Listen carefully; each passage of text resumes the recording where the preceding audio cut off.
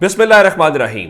लाखों करोड़ों दुरूदो सलाम मोहम्मद मुस्तफ़ा सल्लल्लाहु अलैहि वसल्लम और आले मोहम्मद पर। मैं हूं उमर दराज गोंदल। जिस सुप्रीम कोर्ट समाअत का हम सबको इंतजार था, सुप्रीम कोर्ट की समाअत जो है वो मुकम्मल हो गई है। 3 रुकनी बेंच जिसमें जस्टिस इजाजुल एहसन साहब, जस्टिस समरी साहब और चीफ जस्टिस खुद मौजूद थे। और आज की समाअत के मैं चीदा निकात आपके सामने रखूंगा। आप शायद इस चीज के ऊपर हूं कि चीफ जस्टिस ने आज बगैर कुछ ऑर्डर किए वो उठ गए हैं। ये भी नहीं बताया अगली समाअत कब होगी, फैसला किस दिन सुनाया जाएगा। लेकिन जब मैं आपके सामने चीजें रखूंगा तो मैं आपको बताऊंगा कि हुकूमत बहुत बुरी तरह फंस चुकी है और चीफ जस्टिस ने बड़ी महारत के साथ इस पूरे मामले को हैंडल किया। पहली बात यह है कि मामला इस वक्त तनाजा है क्या? तनाजा इस वक्त यह है कि जनाब आली इलेक्शन कब होने हैं। अगर आपने एक दिन करवाने हैं तो इस हवाले से आज सबसे पहली बात यह है कि जो हुकूमत की तरफ से या पीपल्स पार्टी की तरफ से फारूक एच नाइक आए और उन्होंने ये कहा कि जनाब लेवल प्लेइंग फील्ड और एक दिन इंतखाबात के ऊपर इत्तेफाक हो गया है। कुछ चीजें रहती हैं जिनके ऊपर इत्तेफाक होना है, वो भी इत्तेफाक हो जाएगा। इसलिए हम ये चाहते हैं कि मुज़ाकरात के लिए हमें थोड़ा सा वक्त और दिया जाए। लेकिन असल खबर यह नहीं है। असल खबर यह है कि आज इसाक डार ने जो अदालत के रूबरू जो बात की है, आप हैरान इस बात के ऊपर होंगे कि वो बुनियादी तौर पे समरी है जो असम्बली तहलील की चीफ जस्टिस के हवाले की गई है। मैं आपको बता देता हूं क्या है। आज हुकूमत ने लिखा क्या है। The PTI committee acknowledged the gravity of economic challenges being faced by Pakistan and agreed to negotiate on holding general elections to the national and provincial assemblies on the same date. The coalition partners also showed flexibility to reach political settlement and considered dissolving the national and 2 provincial assemblies before the end of their constitutionally mandated terms. अब इस हवाले से वो कह रहे हैं कि जनाब आली पाकिस्तान तहरीक इंसाफ ने फ्लेक्सिबिलिटी का इजहार किया है और इत्तेहादी जो हैं वो अब कौमी असम्बली और दोनों प्रोविंशियल असम्बलीज तोड़ने के ऊपर मुत्तफिक कह लीजिए या इस हवाले से तैयार दिखाई देते हैं या उन्होंने आमादगी का इजहार कर दिया है। जिसका मतलब यह है कि हुकूमत ने पहले मरहले के ऊपर सरेंडर यहां पे किया। अगले मरहले के ऊपर मैं आपको बताता हूं कि हुकूमत की तरफ से आज वजीर ख्वाजा साद रफीक थे और पाकिस्तान तहरीक इंसाफ के वकील अली जफर तो मौजूद थे ही थे, फवाद चौधरी साहब भी मौजूद थे और शाह महमूद कुरैशी भी वहां पे हमें दिखाई दिए। लेकिन जैसे ही ये रिपोर्ट आई तो पाकिस्तान तहरीक इंसाफ ने इसको पॉजिटिव कहा और फवाद चौधरी साहब ने फौरी तौर पर ट्विटर पर लिखा, हुकूमत की कौमी असम्बली और सूबाई असम्बलियां कब्ल वक्त तहलील करने की पेशकश मस्बत समत में कदम है। अगर असेंबलियां तोड़ने की तारीख पर समझौता हो जाए और इंतखाबात से कबल गैर जानिबदार निगरान हुकूमतें लगाने पर इत्तेफाक हो जाए तो यह सियासी बहरान के खात्मे की तरफ अहम कदम होगा। इसका मतलब है कि आज हुकूमत ने चीफ जस्टिस को कहा कि भाई ये समरी है, हम असेंबली तोड़ने के ऊपर तैयार हैं, हमें इस हवाले से निकालें सारे मसले से। और चीफ जस्टिस ने क्या कहा? चीफ जस्टिस ने बहुत वाज़ेह अंदाज में यह कहा, हम चाहते हैं कि सियासी मामलात को सियासी क़यादत ही हल करे।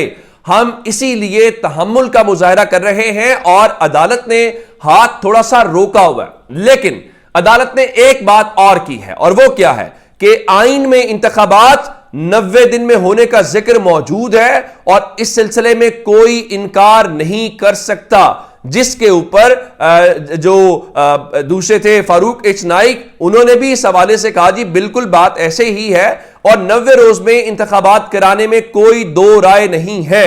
चीफ जस्टिस ने फिर एक और जो दिलचस्प बात की है, उन्होंने ये कहा कि देखें मुज़ाकरात नाकाम हुए तो अदालत 14 मई के फैसले को लेकर बैठी नहीं रह गई।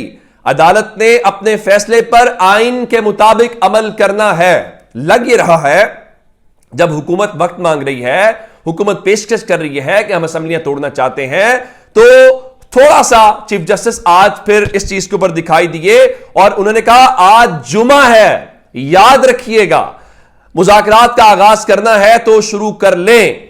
अब पहली बात जुमा याद दिलवा दिया और उन्होंने कहा अगर आपकी नेक नियति होती तो अब तक फंड्स जारी हो चुके होते। फिर चीफ जस्टिस ने फंड्स वाली बात के अलावा आज सिक्योरिटी के मामलात को फिर मानने से इनकार कर दिया और कहा कि सिक्योरिटी पर अदालत को इन कैमरा ब्रीफिंग दी गई। 8 अक्टूबर तक सिक्योरिटी ठीक होने की क्या गारंटी थी? सिर्फ मफरूजों की बुनियाद के ऊपर 8 अक्टूबर को इलेक्शन की तारीख जो है वो दी गई। फिर बजट वाला मामला था और इन्होंने कहा जी हम बजट, तो चीफ जस्टिस ने कहा कि आइन 4 महीने की उसमें मोहलत भी देता है और बजट तो मई में भी पेश होते रहते हैं, तो ऐसा इस हवाले से क्या है कि बजट आप फौरी तौर पे इस असेंबली से जोड़ना चाहते हैं? लेकिन चीफ जस्टिस ने कहा कि हम कोई हिदायत देंगे ना मुज़ाकरात में मुदाखलत करेंगे, अगर चंद दिनों में मामला ना हुआ तो फिर देख लेंगे। और चीफ जस्टिस जब उठे आज, उन्होंने कहा कि हम एक मुनासिब हुक्म जारी करेंगे, इससे मसला हल नहीं हो रहा लेकिन उससे काफी मसला हल हो जाएगा। और उन्होंने कहा कि देखिए हमें इस बात से, ये आपकी सवाबदीद, आप आपस में बातचीत करना चाहते हैं, हमें तहरीक इंसाफ और हुकूमत की आपस में बातचीत से कोई दिलचस्पी नहीं है। अदालत को सिर्फ यह देखना है कि किसी तारीख पर इत्तेफाक हुआ है या नहीं हुआ। फिर चीफ जस्टिस ने एक और बड़ी दिलचस्प बात की, उनका कहा गया माजी में हमने आइन का एहतराम नहीं किया और दरमियानी रास्ते निकाले, अब ऐसा नहीं होगा। जिसके बाद शाह महमूद कुरैशी आए और शाह महमूद कुरैशी से पहले बैरिस्टर अली जफर जो है, जो पाकिस्तान तहरीक इंसाफ के वकील हैं, उन्होंने बताया कि जनाब अली हमने इनसे बातचीत की है और ये किसी भी हवाले से राजी नहीं हो रहे, ये हमारी जो हमने इनको पेशकश की थी उस पर राजी नहीं हुए, इसलिए आप इस दरखास्त को खारिज करें और तहरीक इंसाफ आइन की हुदूद से बाहर नहीं जा सकती। और उन्होंने आज इनकी पूरी स्कीम को उलटते हुए कहा कि 14 मई करीब है, हम चाहते हैं उसमें कोई ताखीर ना हो और उसके बाद अदालत अपने 14 मई के हुक्म के ऊपर अमल दरामद करे। और इसके बाद चीफ जस्टिस ने यह जरूर कहा कि हम किसी कुर्बानी से दरेग नहीं करेंगे, आइन का दिफा बिल्कुल करेंगे। एक और बात चीफ जस्टिस ने यह भी जब सारी बातें की तो पाकिस्तान तहरीक इंसाफ ने फिलहाल हुकूमत के साथ मुज़ाकरात को करने से इनकार कर दिया है। इसका मतलब है कि अदालत को ही कुछ करना पड़ेगा। लेकिन चीफ जस्टिस ने एक और बात की, क्योंकि ख्वाजा साद रफीक भी थे, ख्वाजा साद रफीक ने वहां पे कहा जी सुप्रीम कोर्ट इस मामले में मुदाखलत ना करे, कोई हुक्म जारी ना करे, हमें मौका दे दिया जाए। तो चीफ जस्टिस ने कहा कि अगर सियासतदानों को अपने हाल पे छोड़ दें तो आइन कहां जाएगा। और तो तहरीक इंसाफ ने यह कहा कि जनाब अली नजरिया जरूरत की वजह से इलेक्शंस आगे नहीं जा सकते। ख्वाजा साद रफीक अदालत को कहते हुए दिखाई दिए कि असम्बलियां तहलील भी हूं तो इंतखाबात नवंबर में हो सकते हैं, हम अपने वक्त से 1 घंटे भी आगे नहीं रहना चाहते। लेकिन जैसे सुमरत ने बहुत वाज़ेह अंदाज में कहा, देखिए दुनिया में बड़े बड़े वाकयात हुए, जंगें हुई, लेकिन इलेक्शन आगे नहीं गया। जिस पे साद रफीक कह रहे थे जी पीटीआई ने खुले दिल से मुज़ाकरात किए, हम उनका शुक्रिया अदा करते हैं, मुज़ाकरात जारी रहने चाहिए। उन्होंने कहा जी एक सूबे में अगर इलेक्शन हुआ तो जनाब इससे गड़बड़ होगी और इंतशार फैलेगा, हम इलेक्शन जरूर चाहते हैं इनके मुताबिक, लेकिन मुल्क की कीमत के ऊपर नहीं है। लेकिन शाह महमूद कुरैशी ने आके वाज़ेह अंदाज में बता दिया कि मैं बता देता हूं कि आईएमएफ के साथ इनकी कोई पेशरफ नहीं हुई और इनकी जानिब से जानबूझ के ताखीर की जा रही है, इसलिए अदालत अपने हुक्म के ऊपर अमल दरामद करवाए। इनके पास किसी किस्म की कोई बात जो है वो नहीं है, ये सिर्फ डिलेइंग टैक्टिक्स जो है वो इस्तेमाल करते हुए नजर आ रहे हैं। आज असेंबली बहाली का भी इशारा दिया चीफ जस्टिस ने और कहा आपने हुकूमत को मुखातिब करके आप पहले दिन से सियासत कर रहे हैं, आपने अदालत की मुआवरत नहीं की, कानूनी निकात के ऊपर बात नहीं की। उनका जस्टिस अतर मिलल्ला ने असेंबलियां बहाल करने का नुक्ता उठाया था, हुकूमत की दिलचस्पी ही नहीं है।